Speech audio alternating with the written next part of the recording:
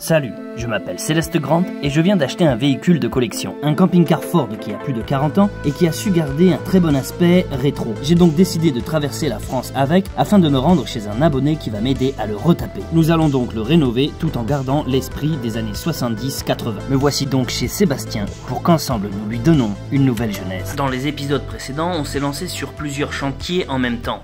Pendant que je défais le toit, Sébastien est en bas à faire l'électricité, tout en même temps bricoler le moteur. Bref, on continue les rénovations. Et même après une journée de travail, au lieu d'arrêter de bricoler, on ramène des choses à l'intérieur, où il fait un peu plus chaud, je dois l'avouer, et on continue de bidouiller des trucs. Ici, par exemple, Sébastien vient de réparer le piezo du radiateur. Sébastien nous a fait une tartiflette maison. Elle est bonne. Et du coup, il m'initie aux émissions de... aux émissions mécaniques. Non mais c'est vrai, ça fait 2-3 jours qu'on mate ça. Des gars qui retapent des vieilles voitures. Enfin, des gars. Tu veux de la tartiflette, toi, hein? Ouais, vraiment, je veux manger la tartiflette, quoi.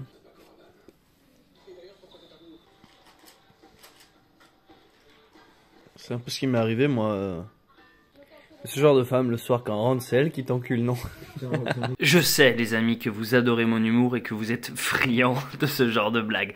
Bref, depuis que j'ai commencé ma série Rétroviseur, vous êtes nombreux à m'envoyer des annonces. Et alors, regardez celle-ci, un camping-car Ford à 1 million d'euros. Qu'est-ce que c'est que ce bordel? Alors, je vous ai pas encore dans ces vidéos raconté et expliqué comment j'ai trouvé mon camping-car et surtout combien je l'ai payé. Vous inquiétez pas, je vous dirai tout ça.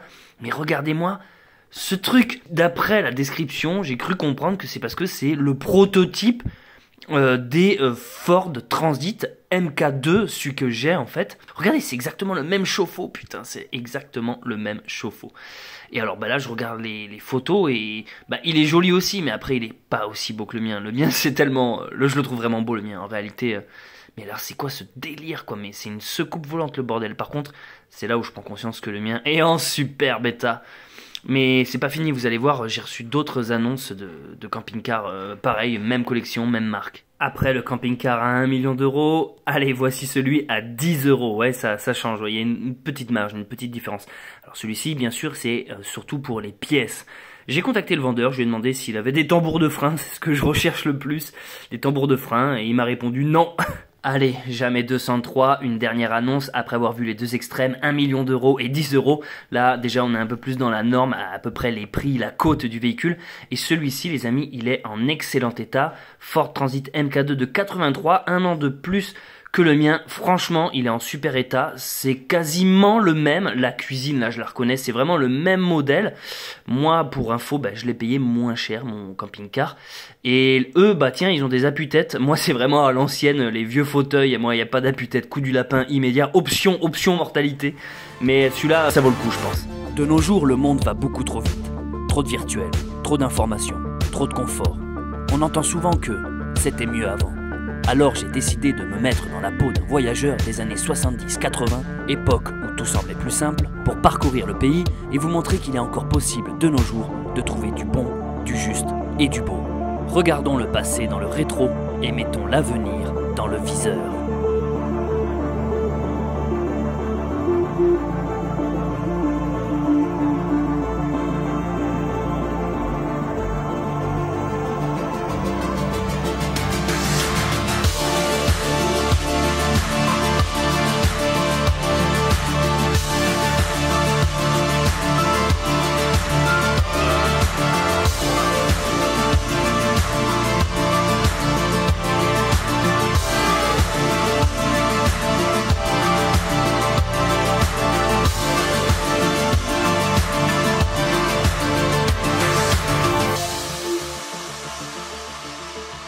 Le thermomètre est descendu en dessous 0 et là il fait encore bien frais. Et tous les matins, ben, voici un peu la morning routine. On vient donner à manger aux animaux de Sébastien. Un jour, je te présenterai Babine, ma belle. Le cadre est assez fou ici.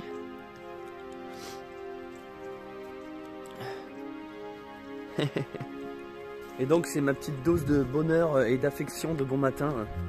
Vu que Sébastien m'aide beaucoup pour le camping-car, j'essaye de l'aider sur les tâches autres. Je suis pas arrivé là et je me laisse pas vivre en fait, tu vois, je participe au lieu, parce que c'est exactement ce que Sébastien a envie de mettre en place, les échanges, tu vois, donc lui, il m'aide à la réparation du camping-car et moi je l'aide dans son quotidien en fait, dans l'entretien du terrain, dans les soins des animaux. On fait aussi du bois, c'est notre unique source de chauffage, c'est le bois qu'il y a là. Donc l'ancienne discothèque là, ça se voit ici que c'est une ancienne discothèque de poutres à facettes quoi. Mais là on voit que c'était la barre de pole dance. Donc là je viens de donner à manger. Tu m'aimes bien toi? Je viens de donner à manger aux poules. Il y a les chats aussi, il y a les chiens. It's a Maria, Maria.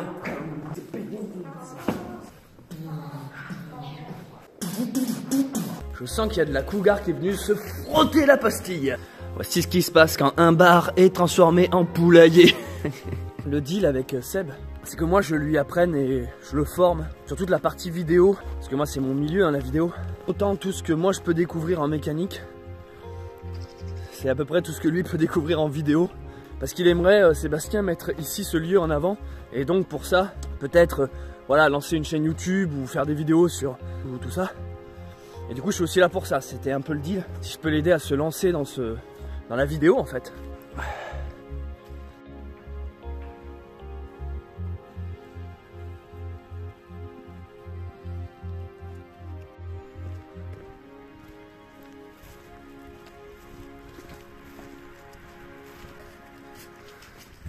C'est joli, ça fait une bonne ambiance là.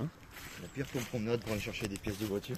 Il fait frais, hein. Tu disais combien ce matin? Ce matin il faisait moins 4 au lever. Moins 4 au réveil, c'est-à-dire à midi. Là en fait, Sébastien a contacté un garage, une sorte de casse auto pas très loin de chez lui. Parce qu'il nous faut un joint de carburateur. Joint de cache-culbuteur. Qui ils ont, et du coup plutôt que d'y aller à pied, enfin à voiture, on y va. Bon on vient de se lever, merde.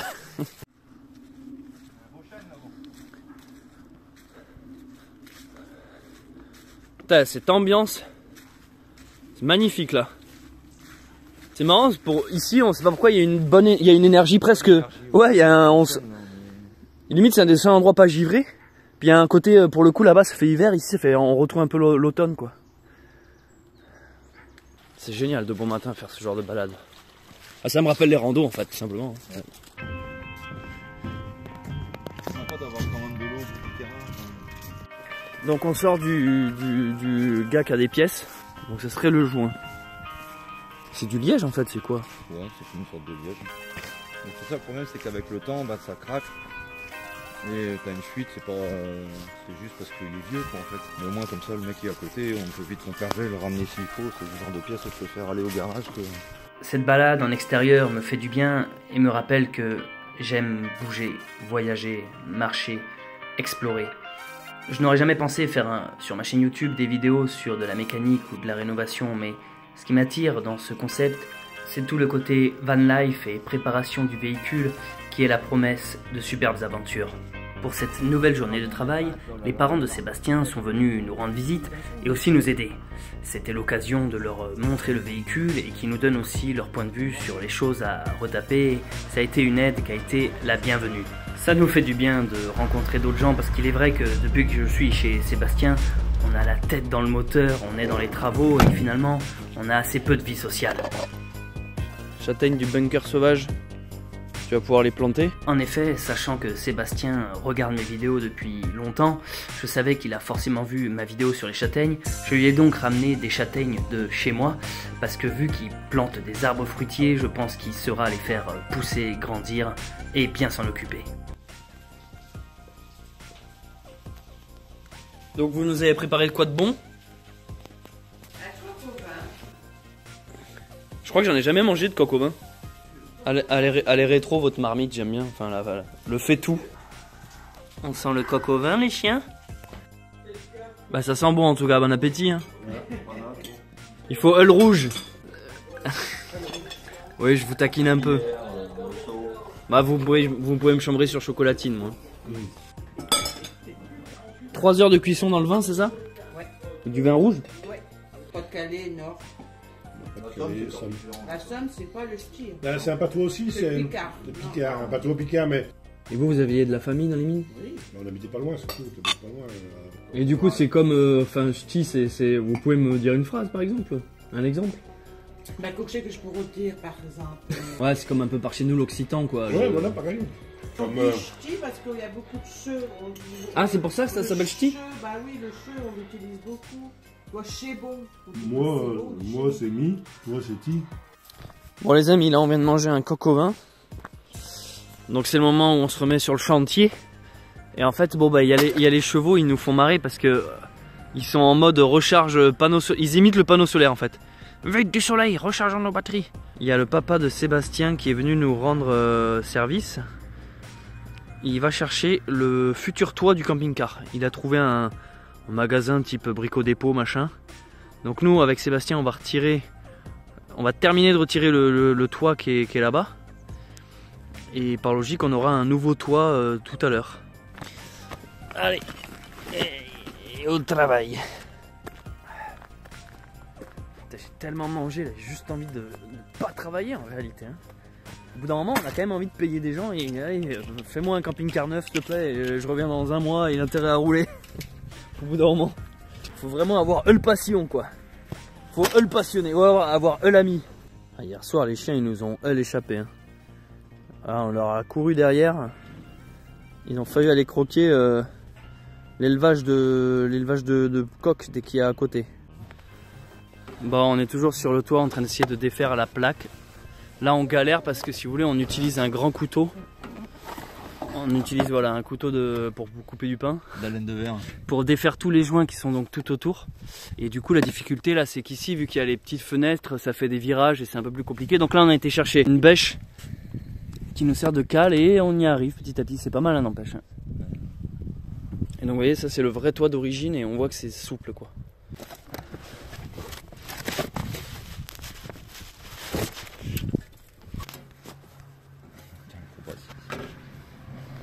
Les deux vis, hein. Ah ouais.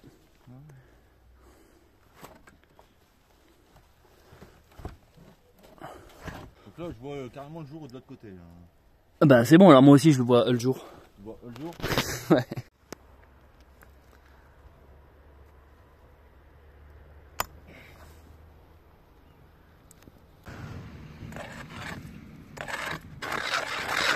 Alors ça, j'avais jamais vu qu'on pouvait dévisser un truc avec ça quoi. Quand t'as juste un petit bout qui passe gros. Donc c'est une petite vis qui nous empêchait de soulever le... On a quasiment réussi à tout décoller. Une petite qui a déclassé à l'intérieur là, mais... Et du coup on s'aperçoit qu'au niveau d'ici il y a du... De toute façon c'était principalement par là que l'eau rentrait.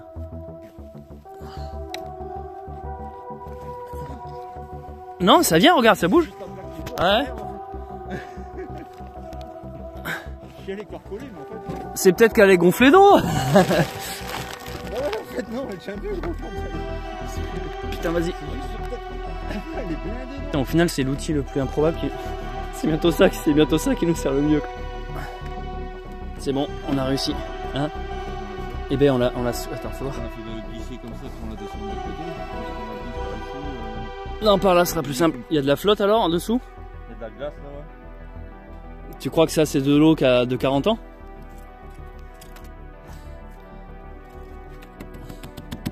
Ce qui a emprisonné l'eau au milieu, c'est le joint de silicone tout le tour, c'est con. Oui, parce que ça empêche l'eau de rentrer, mais aussi de sortir.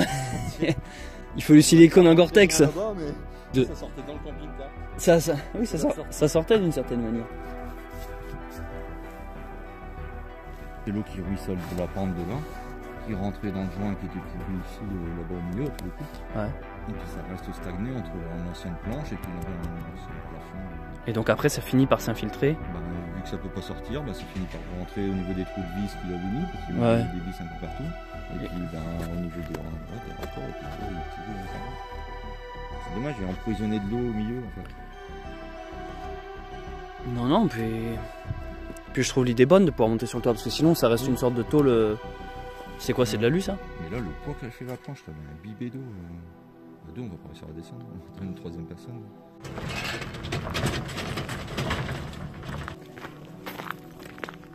Bah, Ça, c'est ce qui va être sur le toit. elle est belle. Nouveau toit. C'est un bois spécial. C'est un bois spécial. Bakélisé, C'est du bois? Bakélisé, ils appellent du bois bakélisé. fond de remorque. Je dois se recouvrir dans la même opération. Nickel, il me tarde.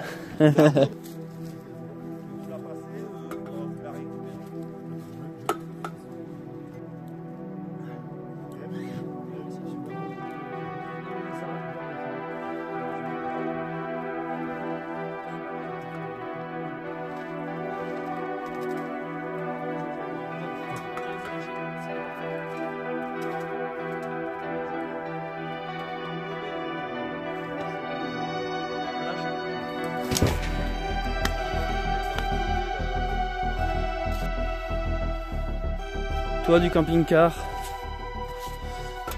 Il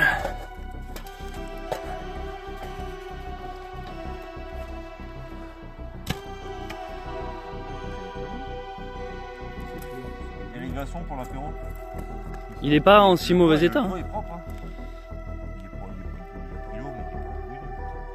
Regarde, je suis par là. Ouais. Ça va bien. Donc là on a défait le toit, donc ça c'est le résultat en dessous. Et maintenant on va essayer de le nettoyer avec ce genre de silicone colle là. Donc j'utilise un ciseau à bois. Et puis là voilà, faut juste retirer ce truc.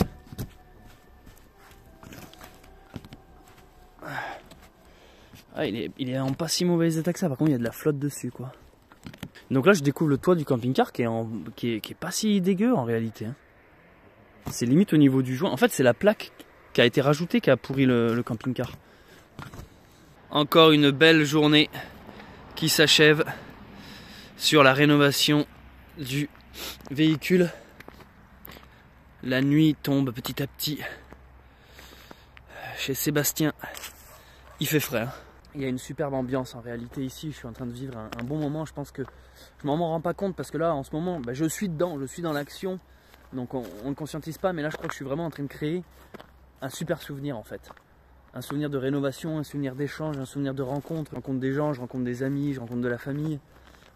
C'est un endroit qui est en campagne, avec des animaux. Et j'en apprends aussi, j'en apprends tous les jours. Et ouais, je pense que je suis en train de vivre un bon moment. Qui là, c'est sûr, c'est assez rude. Hein. Les journées sont courtes, il fait froid.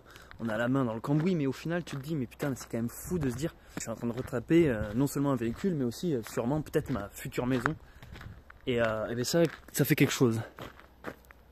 Donc là, la nuit tombe, mais en fait, il est pas encore tard. Et du coup, on prend des choses à faire à l'intérieur pour pas les faire à l'extérieur où il fait froid. Et en fait, on continue de bosser. Bon, même si vous à moi, on continue de bosser avec l'apéro de servi. Petit Sky. Et en fait, du coup, on s'éclaire.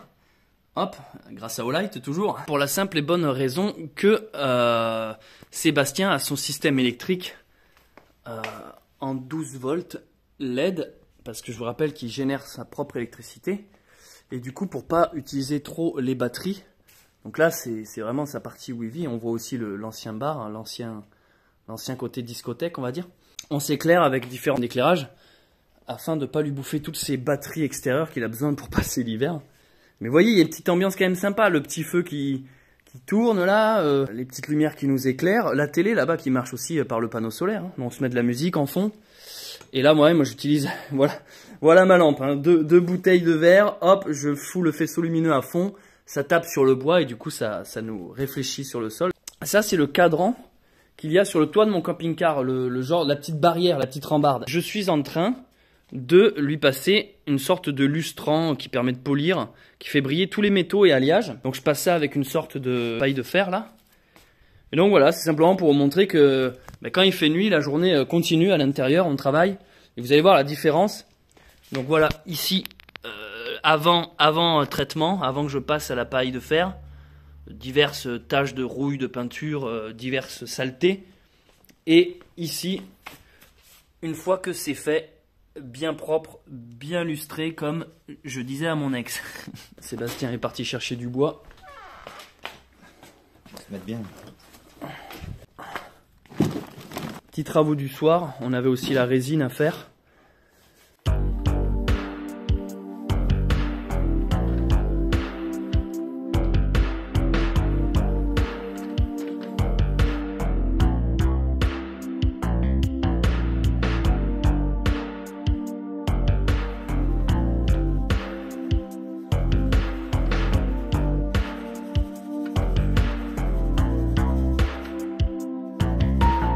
Alors comme tous les soirs, après une bonne journée de boulot, je vais voir les mails avant de m'entamer du montage. Et là, j'ai un abonné qui m'envoie les photos de son Ford à lui.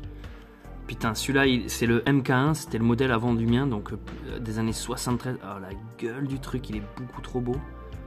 Donc il m'a détaillé tout son... Pareil, hein, il a cherché à le restaurer dans le jus de l'époque. Putain, il est pas mal. Hein. Après, là, la cabine a des notes vachement avec le châssis, enfin le porteur. Ça fait vraiment frigo posé sur le truc. Moi, c'est un peu ce que j'ai du mal avec les camping-cars modernes. C'est qu'on sent vraiment, si vous voulez, on sent la découpe, quoi. On sent le châssis, la camionnette, on va dire, sur laquelle on a posé un truc. Et voilà, quoi. Alors que là, ce que j'aime bien dans le mien, c'est qu'on dirait on dirait presque un intégral, le mien, en fait. Bon, c'est qu'une histoire de couleur, en réalité, hein. C'est qu'une histoire de peinture. Putain, il est beau, celui-là. Oh là là là là, 73. Oh, fauteuil en cuir. Ah ouais. Celui-là, il a de la gueule, hein, putain. T'es en train de me dire qu'il y a des gens qui ont fait leur demande en mariage dans la boîte de nuit ici? Ouais, dans la boîte de nuit. Ouais. Et... Donc, ils sont venus voir forcément ce que ça devenait. Ouais. Ils t'ont racheté des trucs pour refaire une ambiance Kings Club chez eux? Des anciens panneaux, des anciennes... ouais, genre la sirène peinte ou ce genre de... Ouais. Toutes les conneries du Kings Club pour refaire une ambiance Kings Club. C'est-à-dire que toi, t'es en train de rendre ce lieu autonome, mais il y en a, c'est un lieu culte pour eux. Voilà, c'est un morceau de leur vie, quoi.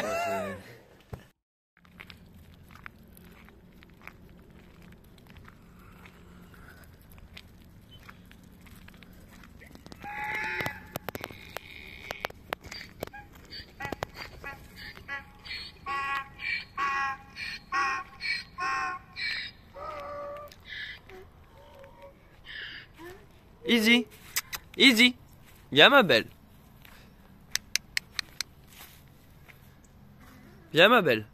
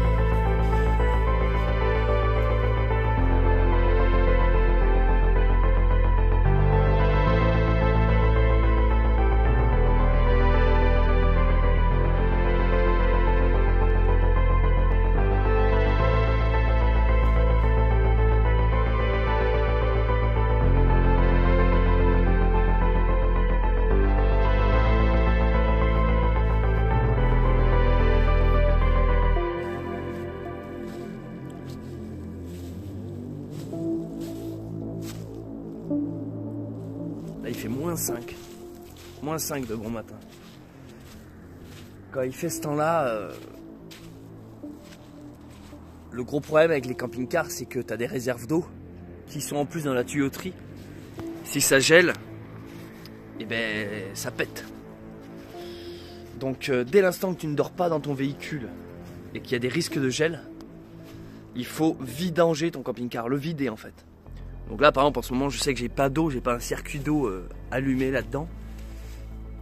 Mais si jamais c'était le cas, deux choix, soit le vider entièrement, vider tout le système de l'eau, soit dormir à l'intérieur du camping-car et faire marcher tout le système en fait, c'est-à-dire utiliser l'eau chaude, utiliser le chauffage pour voilà, pour pas qu'il gèle en réalité, et surtout que ça réchauffe la cabine avec le chauffage. Les gens qui sont dans la van life ou les camping-cars, c'est pas le premier truc qu'on se dit. On se dit pas, toi t'as quand même sensation de voiture que tu l'éteins, tu t'arrêtes et tu peux aller dormir chez un pote.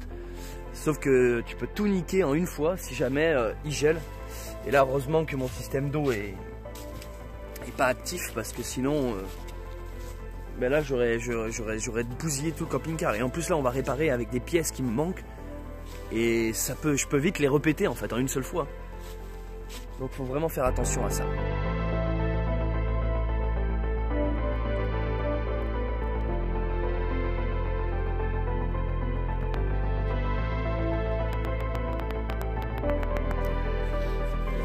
Donc ça tu disais spécialité de chez vous? Un petit Jésus en forme de brioche, c'est ça? Coquille. On appelle ça une coquille. Et vous donnez ça aux enfants avec une mandarine? Avec une mandarine période de Noël. Ah, mais encore actuellement? Ouais, encore maintenant dans les écoles, ils distribuent ça. Bah c'est super bon. On est dans une région de France où on a encore le droit de dire Noël, ça va. Je lui imiterais bien du Nutella à Jésus, moi. Blasphème ultime. L'année dernière, à cette période, j'étais en Espagne, à Santiago, en train de marcher. Ah, tu faisais Compostelle? Je faisais Compostelle et je m'étais chopé la neige, il faisait froid aussi, tu sais. Enfin, je dis ça parce que moi, je m'attendais naïvement à ce qu'il fasse bon en Espagne, entre guillemets, bon, en tout cas plus chaud qu'ici, quoi. Ouais. Pas du tout. Hein. Mais là, j'avoue, je me verrais pas dormir dehors. Non. Dans une tente avec un petit feu. Ouais, et ça s'appelait l'ermite. T'as intérêt à bien être sponsorisé par Petromax. Ah! Alors, les amis, regardez-moi ça. Qu'est-ce que c'est que ça? C'est le seau. Je vous présente le seau. Chez Sébastien, son système de toilettes, c'est des toilettes sèches. Et du coup, une fois de temps en temps, on vient vider la crotte. Vider la crotte au jardin. Donc c'est un seau rempli de merde, hein, globalement, dit de manière moins poétique. Putain, c'est joli ce petit jardin d'hiver. Dans mon jardin d'hiver, je viens jeter la crotte. Il est beau son jardin. Il faut que je trouve le monticule. Ah, c'est là. Je vais chercher le monticule de crotte où on jette la crotte. Parce que j'aime bien dire le mot crotte. Donc je vais jeter ça ici. Parce que du coup, dedans, c'est de la matière fécale, si vous voulez. Et il s'en resserre dans le jardin, quoi. Ah bah là, je vous garantis que c'est du bio, les gars. Là, ça rigole plus. Hein. Ah là, quand tu manges la tomate, t'as des restes du Noël dernier. Hein. Bon, allez, je vais vous épargner ça, bien sûr. Mais abonnez-vous pour le côté survivaliste, autonomiste, crottiste. Dans le camping-car, tu sais, Ouais. il l'appelle batterie 2. C'est peut-être ça, on voit, c'est pas un fil d'origine qui a été rajouté. Donc ça, c'est soit autoradio ou ton allume-cigare. Ouais. Et après, je vois ici, tu vois là, t'as celui-là, ça à mon avis, c'est ton autoradio. Ton autoradio, il a été branché sur l'auxiliaire. Et là, on va lui faire une patte pour lui, là, pour relier les deux là. Eh bien attends, on peut faire un test. Parce que je vous explique, en fait, dans l'autoradio et l'allume-cigare, quand je coupe le contact, tourne encore. Et du coup, là, Sébastien essaie de m'expliquer, enfin non seulement il essaye, mais il y arrive, sur quelle batterie c'est branché. Et du coup, c'est branché sur l'auxiliaire. Batterie auxiliaire. Donc ça va, tu Donc peux c'est pas normal, doubler en fait. ta batterie porteur, ta batterie camion avec ton autoradio. Tu peux faire la fête tous les soirs. À condition que les deux sont coupés et pas couplés. Ouais, s'ils sont pas couplés, ouais. Puis j'ai vu un commentaire aussi, il y a un mec qui propose d'isoler les batteries pour qu'elles se déchargent moins vite. Bon commentaire, on va le travailler. On valide, isolation. On va lui Mais nous donnez pas trop de conseils, ça me fait faire des frais quand même. Je sais plus qui me disait que ce genre de vieux véhicule, quand c'est trop longtemps en fixe, ça abîme, tu sais, les écrous, les jantes, les pneus. Est-ce que là, depuis que je suis là, qu'il n'est pas bougé, ça craint? Faut pas que je le fasse tourner un peu des fois? Non, si tu le laisses stocker 3, 4, voire 5, 6 mois, comme les caravanes, on les met du coup soit sur chandelle ou sur les béquilles, on lève les pneus pour pas qu'il y ait un plat sur les pneus. Les voitures de collection, quand on les laisse longtemps stationner au même endroit, faut juste penser à la déplacer d'un mètre de temps en temps. Ok.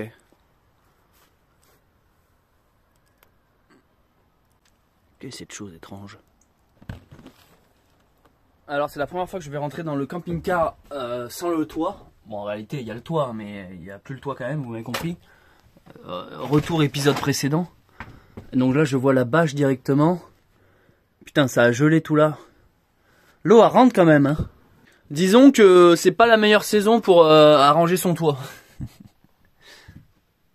Ah, je rigole, en fait j'ai les boules. Hein. En réalité j'ai juste les boules.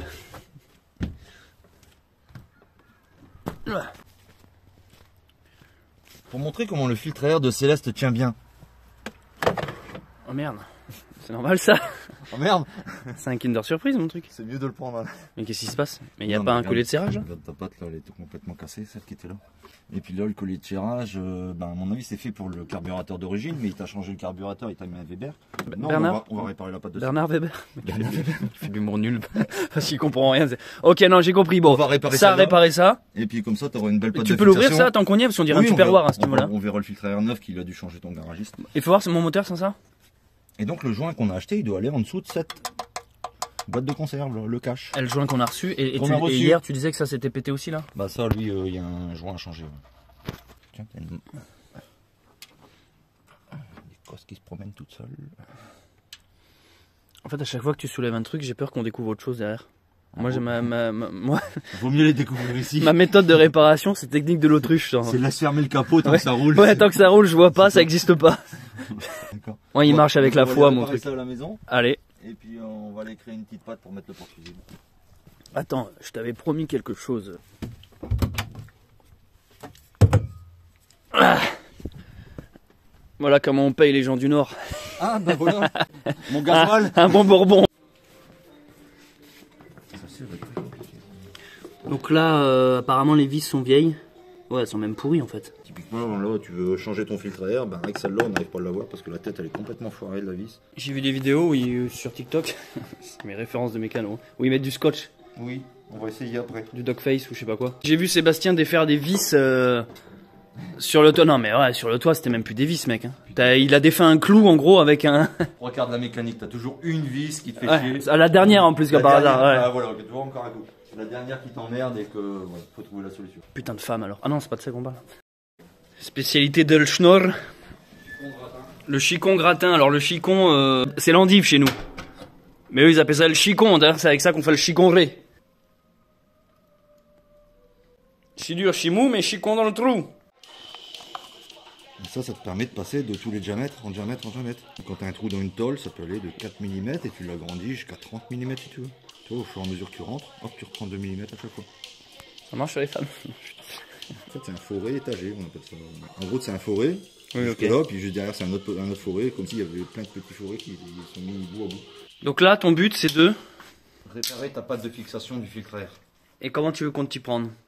Je vais faire fondre du plastique à l'aide d'acétone. Là t'as plusieurs... Ça, c'est une vieille embout Ouais, de je vois. cartouche silicone. Ça, c'est un vieux bouchon en plastique. Ça, c'est un tuyau PVC. Donc tu mets de l'acétone. Donc ton concept en gros c'est de fabriquer une pâte liquide en plastoc pour refaire un truc. C'est ça. Au final, c'est faire fondre le plastique dans l'acétone. Il va se dissoudre. Tu reformes ta pâte et au fur et à mesure que l'acétone va s'évaporer, ça va redurcir et ça va devenir dur comme du plastique. Ouais, j'avais vu ça dans l'épisode de Prison Break. Plastique, c'est fantastique quand même. Polystyrène dans acétone. Réaction 3, 2, 1. Qui a dit que la mécanique, c'était pas aussi de la chimie? Personne n'a dit ça. Ah ouais! C'est le polystyrène là? Ah, c'est le polystyrène. Ah, ça a trop bien marché, putain! C'est une fluide dentifrice. Oh bah, j'irai pas me laver les dents avec ça.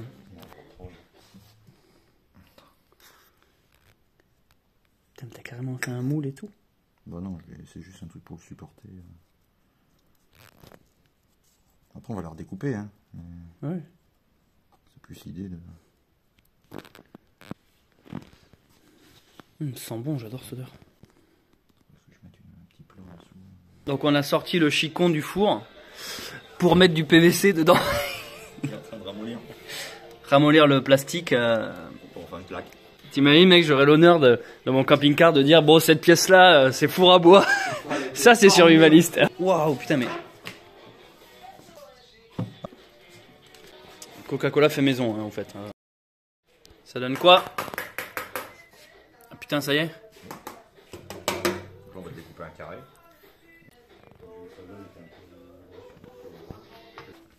Je vais faire 13 cm, 10 et j'en ai assez. Comment ça faut des équerres et des Comment compas? ça, faut une équerre réglementée?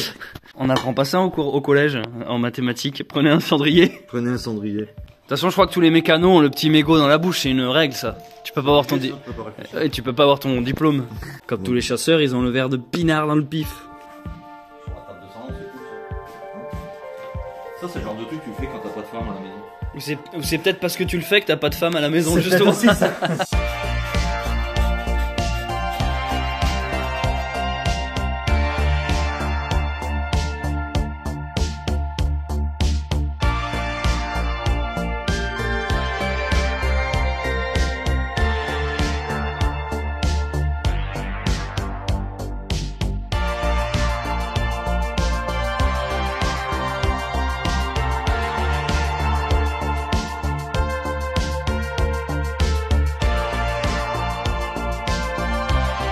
propre, hein. On reconnaît même pas le tube de PVC. J'aurais du mal à me dire, putain c'est une gouttière ça, c'est une ancienne gouttière. Pendant que Seb va bosser ici sur d'autres petits trucs, moi je vais sur le toit retirer tous les restes de joints et de saleté qu'il peut y avoir. Première fois qu'on se sépare. Allez c'est parti, journée de travail. Parce que de toute manière il y a des trucs qu'on peut pas faire à deux, il y a des trucs que je ne sais pas faire tout simplement.